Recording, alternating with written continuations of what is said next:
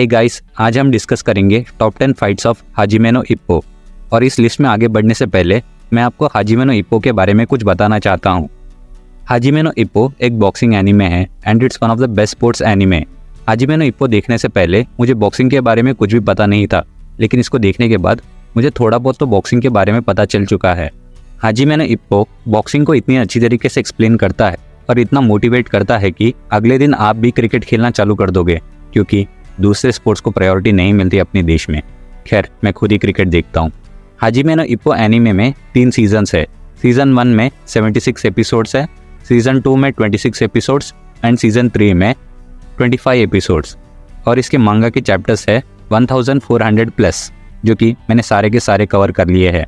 खैर, इसकी मांगा ऑन गोइंग है। हाजिमे नो इप्पो को बनाया है मैडहाउस स्टूडियो ने, जो कि पता नहीं कहाँ चला गया, अब मिलता ही नहीं है। I have a one request for Madhouse, can we get a season 4 of Hajime no Ippo before GTA 6? खैर, कुछ ज़्यादा तो नहीं मांग लिया। चलो अपने लिस्ट में आगे बढ़ते हैं। Top 10 fights of Hajime no Ippo. Number 1, Takamura versus Bryan Hawk. And हाँ, एक बात तो बताना ही भूल गया, हम मांगा और एनिमे दोनों फाइट्स को इंक्लूड करेंगे, क्योंकि मैं भेदभाव नहीं करता। इस फाइट को चालू होने से पहले ही इस फाइट की हाइप इतनी बढ़ चुकी थी कि मैं अपने एक्साइटमेंट को कंट्रोल नहीं कर पा रहा था, क्योंकि ये ताकामुरा का पहला वर्ल्ड टाइटल मैच था, वो भी अमेरिकन रेसलर ब्रायन हॉक के साथ। हॉक हर वो नीचे हरकत करता है जिससे ताकामुरा को मॉक किया जा सके। ताकामुरा काफ़ी हद तक एंड्योर कर लेता है इन सभी इंसल्ट्स को, एंड जब फाइट का दिन आता है ताकामुरा इज़ लाइक, कसम खुदा की तरफ कुत्ता ने बना दिया ना, नल्ले डॉन। खैर, ब्रायन हॉक काफ़ी अच्छी कंपटीशन देता है ताकामुरा को, लेकिन वो भूल चुका था कि उसकी फाइट किससे है। Brian Hawk a man who is trying to be a beast, but Takamura a beast who disguise as a human, जो कि अभी तक एक भी मैच हारा नहीं था। इस मैच को कंप्लीट होने के बाद ब्रायन हॉक को PTSD हो गया था, या post Takamura syndrome disorder. Number 2, Sendo Takashi versus Alf Gonzales, Rocky the tiger versus Mexican grim reaper. इस मैच से पहले गोंजालेस की फाइट ऑलरेडी इप्पो से हो चुकी थी, एंड ये इसकी दूसरी फाइट थी एक जापानीज बॉक्सर के साथ। सेंडो तकाशी मेरा फेवरेट कैरेक्टर है हाजिमे नो इप्पो में, और इस मैच में हमें असली रूप देखने को मिलता है सेंडो का, जो कि एक टाइगर नहीं, एक एक्सटिंक्ट टाइगर के रूप में देखने को मिला। या मैं बात कर रहा हूँ सेबर टूथ के बारे में। इस मैच को खत्म होने के बाद आपको लगेगा कि कहीं राइटर ने टाइटल तो चेंज नहीं कर दिया, हाजिमे नो इप्पो से हाजिमे नो सेंडो तो नहीं कर दिया। It's one of the best fights I ever witnessed इन मांगा, क्योंकि मैंने अभी तक 2 ही मांगा पढ़ी है, बर्सर्क और Hajime no Ippo. And my god, क्या फाइट थी ये, एंड आई विश कि मैं ये एनिमेशन में भी देख पाता। Madhouse Ippo versus Sendo, second encounter Wind God versus Rocky the Tiger. ये इनका दूसरा मैच था रूकी किंग टूर्नामेंट के बाद। इनका पहला एनकाउंटर भी काफ़ी अच्छा था, लेकिन उससे पेट नहीं भर रहा था, काश इनका रीमैच भी होता। और इसी बीच राइटर ने कहा, हम करते हैं प्रबंध, आप चिंता मत करिए। मैच का टाइटल ही इतना खतरनाक था कि फाइट तो क्रेजी होनी ही थी, punches that will shake the earth. हालांकि इस मैच में सेंडो हार जाता है, क्योंकि एनिमे है हाजिमे नो इप्पो। फिर Makunouchi Ippo is goat, he deserves to win. ये उसकी मेहनत दिखती है यार, क्योंकि माकुनोची इप्पो ऐसा कैरेक्टर है जो आपको बाकी एनिमे मेन कैरेक्टर्स जैसे टैलेंट की वजह से चमकते हैं, माकुनोची इप्पो हार्डवर्क की वजह से चमकेगा, क्योंकि people relate with hardworking characters rather than a talented characters. Number 4, Takamura versus David eagle. David eagle काफ़ी अच्छा प्योर बॉक्सर है, वो हीरो था हर एक बॉक्सिंग फैंस का, और इसी बात से तो ताकामुरा को वजह मिल गई उसे हराने के लिए। ये मैच ताकामुरा का सेकंड वर्ल्ड टाइटल मैच था, एंड इट डिडंट डिसअपॉइंट। खैर, डेविड ईगल ने मैच तो नहीं जीता, लेकिन दिल जीत लिया। इस मैच के बाद ऐसा लगने लग गया था कि ताकामुरा कहीं बाकी यूनिवर्स से इप्पो के यूनिवर्स में गलती से तो नहीं आ गया। पफाई वॉली वर्सेस रिकार्डो। रिकार्डो एक लेजेंडरी बॉक्सर है, उसका फुल पोटेंशियल अभी तक किसी ने अनलॉक नहीं किया था। रिकार्डो को लगने लग गया था कि उसे कोई सेटिस्फाई नहीं कर सकता, of course in a boxing match, until Wally steps in. जिन्होंने सिर्फ एनीमे देखा है उसको पता नहीं होगा कि वॉली किस बला का नाम है। वॉली काफ़ी अच्छा और टैलेंटेड बॉक्सर है। वॉली ने रिकार्डो को बता दिया था कि बॉक्सिंग में नया एरा चालू होने वाला है और रिकार्डो इस बात को सीरियसली ले ले। हालांकि रिकार्डो सभी फाइट्स को सीरियसली ही लेता है, लेकिन हमें पहली बार रिकार्डो को स्ट्रगल करते हुए देखा गया। वॉली की अनऑर्थोडॉक्स बॉक्सिंग स्टाइल, जिसका नाम है, जिसने सबका दिल जीत लिया। वॉली ने इस मैच को इतना हद तक डोमिनेट किया था कि 4-5 राउंड में रिकार्डो को बिल्कुल भी पॉइंट्स नहीं मिले थे। इमेजिन ए लेजेंडरी बॉक्सर रिकार्डो को बिल्कुल भी पॉइंट्स ना मिलना 4-5 राउंड के लिए।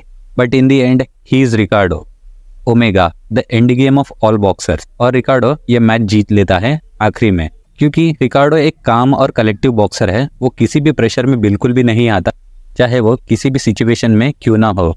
टॉक अबाउट काम एंड कंपोजर, थला फॉर ए रीजन। हालांकि इस मैच के बाद वॉली को रिटायरमेंट लेनी पड़ी क्योंकि उसकी आंख चोटिल हो चुकी थी। He got injury in his eyes and he have to quit the boxing। लेकिन हम होपफुल रहते हैं क्योंकि मांगा अभी तक कंप्लीट नहीं हुई है। Maybe there is some way Wally can return. Wally versus Ippo, and honestly speaking Wally को इस मैच में जीत जाना चाहिए था मेरे ओपिनियन में। जैसे कि ऑथर ने कहा था, वॉली की हारने की वजह इस मैच में इनएक्सपीरियंस है, लेकिन मेरा ओपिनियन है it's a plot armour for main character. Wally Makunouchi Ippo से फाइट करने से पहले सिर्फ 3 ही फाइट किया था और वो कितना अनएक्सपीरियंस था हम देख सकते हैं। May be author is right, inexperience की वजह से वॉली को इस मैच में हारना पड़ा, लेकिन वॉली ने काफ़ी अच्छा परफॉर्मेंस दिया था इप्पो के अगेंस्ट।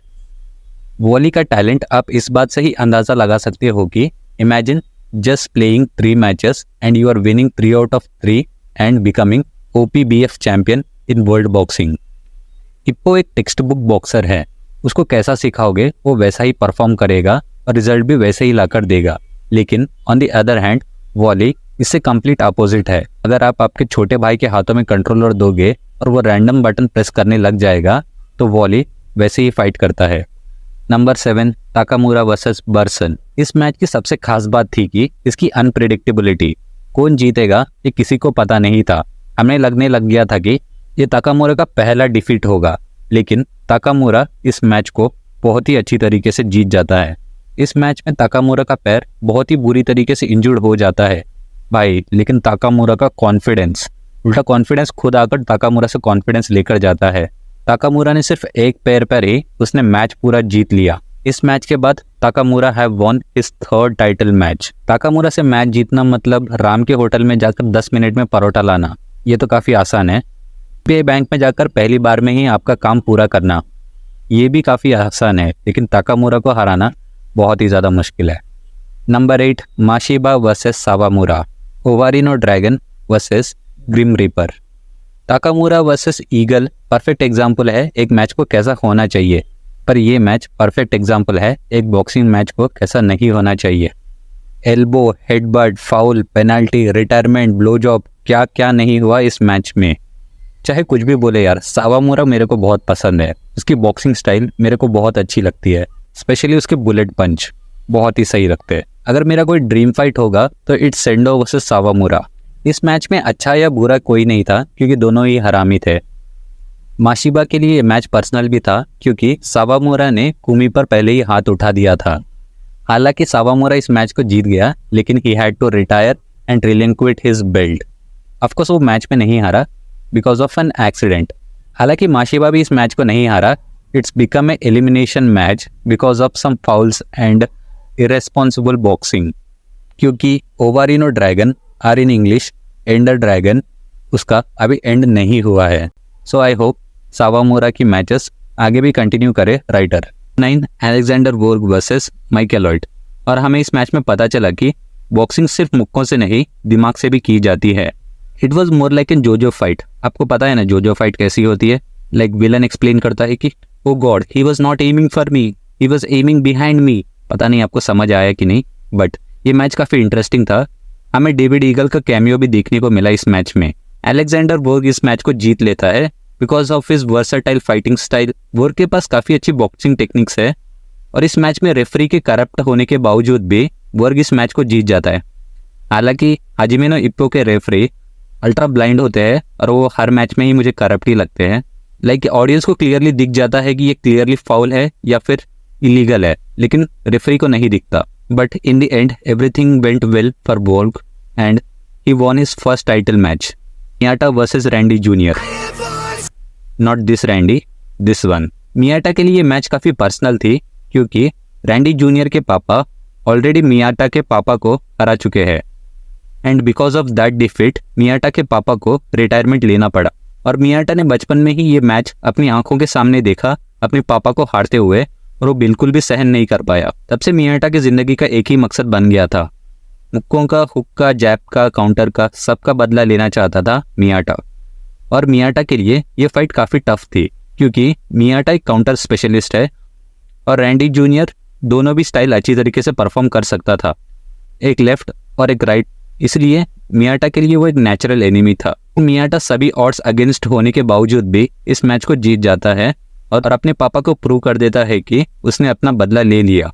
वेल, इप्पो और मियाटा के बीच में रिलेशन की बात करी जाए तो इप्पो किसको चूज करेगा, कुमी को या फिर मियाटा को? I think life is good with Kumi but it can be better with Miyata, you know what I mean. यार, ये रहे मेरे top 10 fights of Hajime no Ippo. अगली वीडियो कब आएगी मुझे पता नहीं, लेकिन मैं ट्राई करूंगा कि एक्सप्लेन करूँ इप्पो के यूनिवर्स के फाइटिंग स्टाइल को एक्सप्लेन करने की कोशिश करूंगा। और ये वीडियो यहीं तक ही रखते हैं, मैं आपसे बाद में मिलता हूँ अगली वीडियो में। Bye bye.